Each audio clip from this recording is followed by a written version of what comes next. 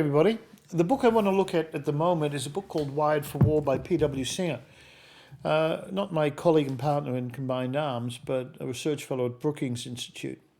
The book looks at the nature of modern warfare in terms of technologies that are adapted and methodologies used to apply those technologies. As I read it, the hypothesis basically talks about today's wars being fought with tomorrow's technologies using yesterday's tactics. Now, if we look at history, we can realize that we tend to reflect back on history and how to manage challenges. And why I think this book's important for management is all too often we look at the historical models that have worked very successfully in the past and assume they'll necessarily transfer themselves into the modern scape of management and leadership. Now, if we start to think of what is articulated in the book, a number of examples come to mind. Naval warfare being one, where in World War I there was an emphasis on the battleship, and that translated itself to World War II. Yet in the Pacific specifically, the battleship became redundant. There were many examples of where the battleship lost to the aircraft.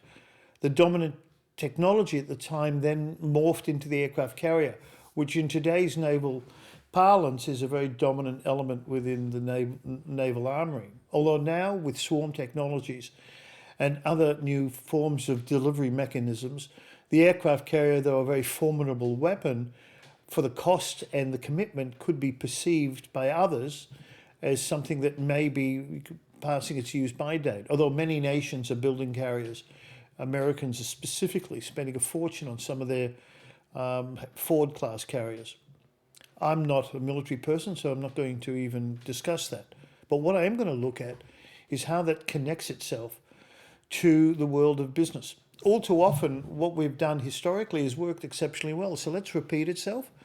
The axiom, it ain't broke, why fix it, is a really interesting construct.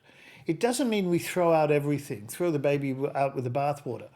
But it means as managers and leaders, we need to be aware of how things evolve. And not just in terms of technology, but in terms of managing people, in terms of new protocols that need to be instituted.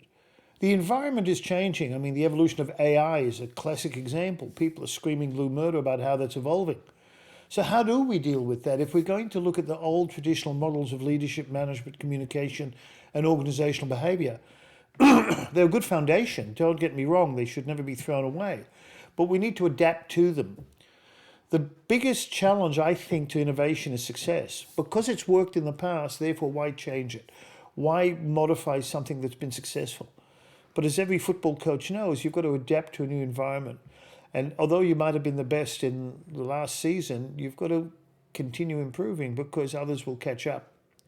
So as leaders and as managers and as people that give direction to organizations in which we're committed to, it's essential that we not only look to the future, but review what historically has worked, build upon that and adapt and be agile. Peter Senge talked about the learning organization. This is a book that I'll look at in the future. And the essence of the learning organization is we learn from mistakes and evolve accordingly. Wired for War talks about that, and the evolution of new techniques on the battlefield means that we're able to be more flexible. And in the world today, when this video is being made, there's 4 or 3 hot wars in Yemen, in Gaza, in the Ukraine. People are responding differently. The role of drone technology has really impacted upon tanks and other forms of mechanical support systems.